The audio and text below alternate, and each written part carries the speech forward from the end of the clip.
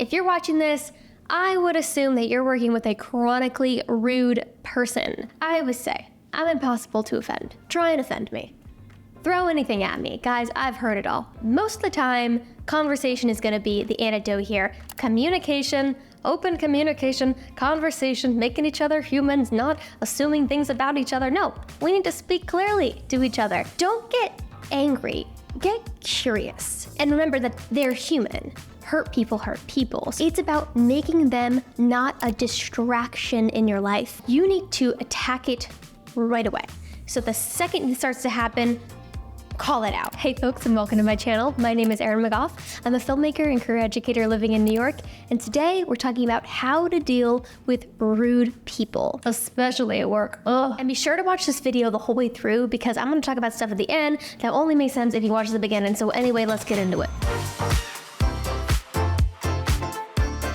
Okay, there are two types of rude people. There is intentional rude and there is unintentional rude. Or this is my philosophy, at least. So first, let's talk about intentional rude. Intentional rude is someone is trying to insult you. They're trying to make you feel less than, unworthy, not good enough. And this can be obvious or it can be subtle. So an obvious example is if, your new coworker walks in and he's like, "Oh, are you the secretary?" And you're like, "No." And he's like, "Oh, sorry, you just don't look like somebody who would be a partner at a law firm." Like, ew, that's gross and rude. Cringy, so cringy. But a more subtle example would be like if your coworker repeatedly leaves you out of meetings and emails because he says that things are too high level for you, even though you have the same exact position and level. And it's just like, what are you doing? What are you doing? This is rude. Stop. Why are you the way that you are? But it's not obvious. It's just a pattern of behavior. And that's okay, obviously this guy's trying to be rude. It's just more subtly done. It's done through actions and not words. That's an example of subtle intentional rude. Okay, we got that distinction. Intentional rude is the person clearly has a vendetta against you. They clearly have a bias. They clearly don't like you and they're acting on it. They want you to know you're not reading into things. They're being rude. And other people agree. They're being rude. Now let's talk about unintentional rude. This is where things get a little more gray. This is when somebody does something that hurts your feelings, but they did not intend for that to happen. It was just an honest mistake. It was just a miscommunication. It was just something that came out wrong. Example number one. Let's say John is eating a salad at lunch in the break room and Maria comes in. And she says, "John, another salad? You're making the rest of us look bad. What happened to your obsession with Chipotle?" And Maria's just playing around. She's just trying to be goofy. She's trying to have banter with her coworker. But John takes it offensively because he knows internally that he's trying to cut back on Chipotle because he's trying to lose weight. So he's trying to eat more salads and he doesn't like that Maria's bringing attention to him and it just makes him feel embarrassed and a little bit bad about himself. Maria saw it as playful, but he saw it as offensive. Another example. "Maria, you have to stop putting so much effort into these presentations. You're making the rest of us look bad." Well, I'm not just gonna do crappy work just so everybody else can feel good about themselves. He wasn't trying to offend Maria. In fact, he was trying to compliment her. This is also super, super, super common in multicultural workspaces, where in one culture something is socially acceptable and, not rude at all, while in another culture is seen as very, very rude. For example, if you go to a meeting with a Japanese corporate team, they might find it extremely rude for you to just jump right into the meeting or right into the presentation without 5 to 10 minutes of small talk. They might not, but they might. Because in America, we tend to just get right into things. We're like, all right, let's get right into this meeting. But in a lot of Japanese work cultures, it's polite to have a few minutes of small talk first. So they might think that you're being intentionally rude, but really you're being unintentionally rude. You're not meaning to cause them offense, but that's the way it's coming across. So a lot of the times when people are rude, it's just a misfiring. It's a miscommunication. It's just, "Oh, I'm so sorry, I didn't know." But the problem is that the offended party usually doesn't speak up about it. They usually just get offended, feel bad about themselves, think of that person as an enemy, and it just makes it even worse. Now, I do not want you to gaslight yourself into thinking that every time somebody's rude to you, it's unintentional rude and it's just a you problem. That's a distinction that I make. Is this a you problem or a them problem? If the person is being intentionally rude to you and they have a vendetta against you, that is a them problem. That is a behavior that they need to change. Now, if you are getting offended by somebody who is unintentionally being rude to you, that is actually a you problem. You need to figure out Why is that hurting your feelings so much? You need to communicate with that person. So figuring out if this is a them problem or a you problem is extraordinarily helpful. But most people aren't overly sensitive, and most of the time, conversation is gonna be the antidote here. Communication, open communication, conversation, making each other humans, not assuming things about each other. No, we need to speak clearly to each other. Tim Ferriss once said, "A person's success in life can be measured by the number of uncomfortable conversations he or she is willing to have." And I totally agree with that. Learn how to have uncomfortable conversations, and you will just see your life improve. So if somebody is rude to you at work, it's a little bit different than somebody being rude to you in your personal life, because your personal life, it's like, okay, I can distance myself from this person.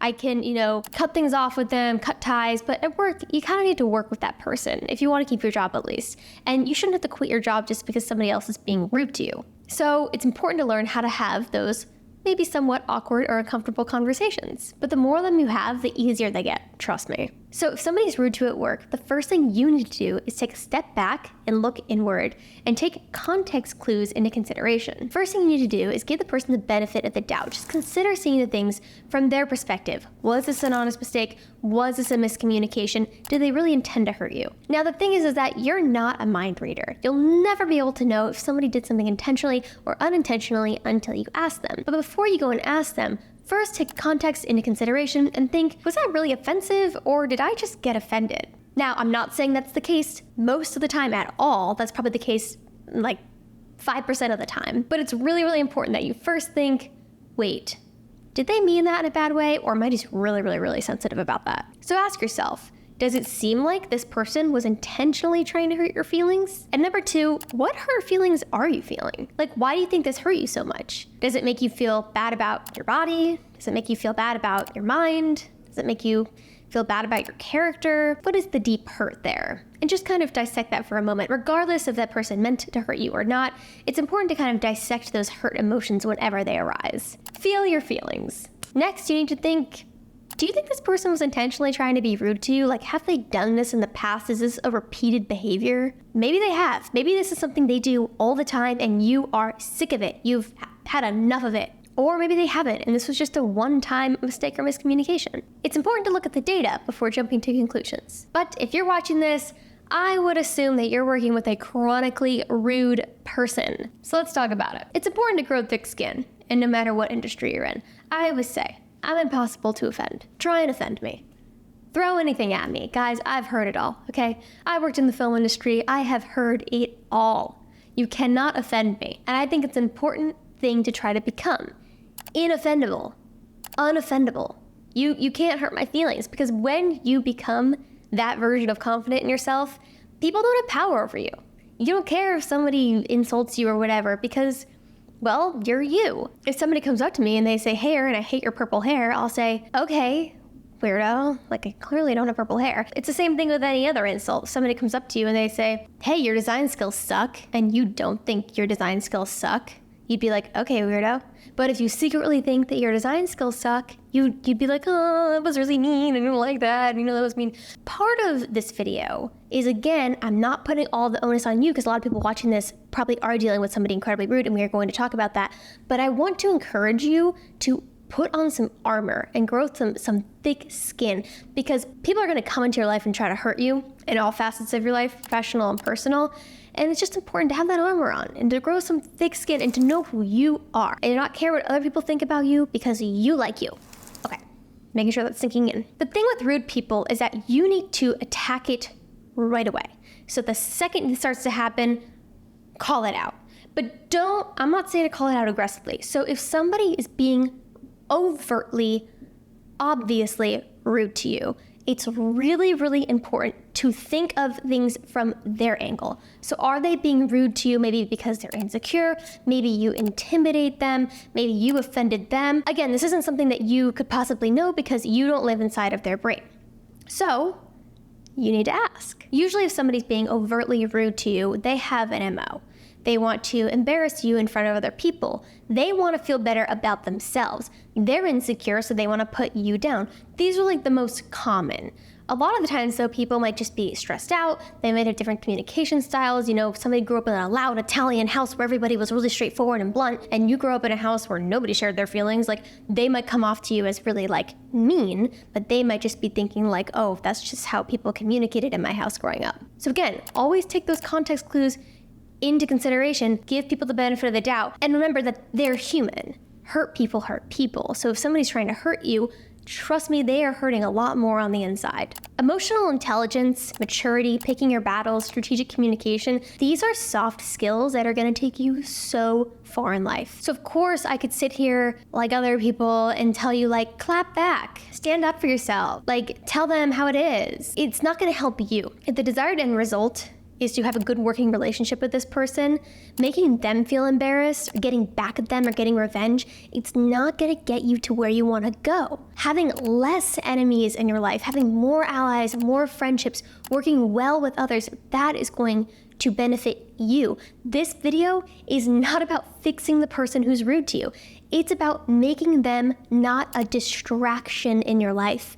It's about removing that drama and that ick and that sludge from your life so that you can focus on what you need to do for your life, for your family, for your finances, for your dreams, okay? We're focused on you. So if you interact with somebody and you think that they might be unintentionally rude, maybe they're not aware of how rude they're being, this is what I want you to do. I want you to go to a friend, a trusted friend, a family member, not somebody at work because you don't want to start gossiping about people. Go to somebody who's like a third party and they can look at it objectively and tell them the story. Tell them, this is what happened. I went into this meeting. I said this and this person said this. What do you think? You know, maybe they will say, oh, 100%, that person sounds like a huge jerk. You should absolutely say something. Or, you know, they might say, I don't know, Aaron.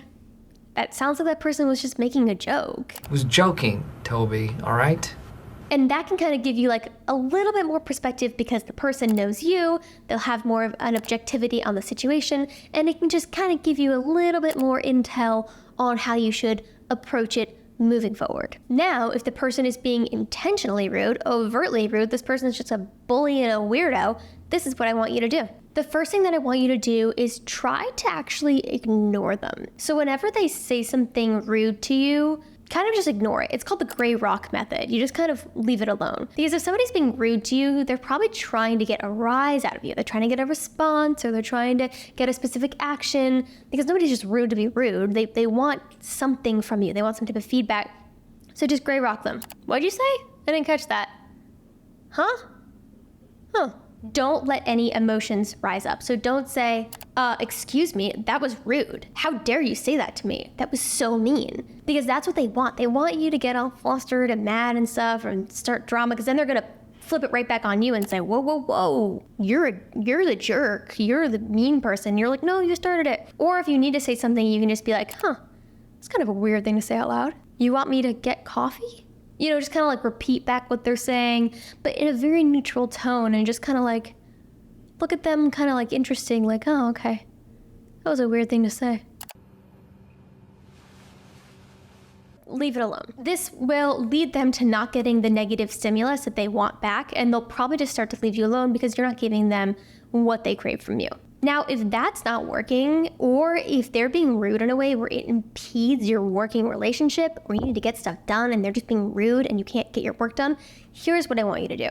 Ask them to go get some coffee with you. But that is like trying to be friends with an evil snail. I'm so serious. And put it out on the table and say, hey, you know, I've noticed that you tend to comment on this a lot. I'm just wondering, do you mean that as being playful, or do you mean that as being hurtful and trying to hurt me? And come to them with so much empathy that it's like pouring over. Don't get angry, get curious. So instead of taking so much offense to what they're saying and, oh my gosh, this person's such a jerk, Who do you think you are? What gives you the right? you instead want to think, what happened in this person's childhood that made them so cruel to others? Like, you want to think about them as like a child, and it's like, what?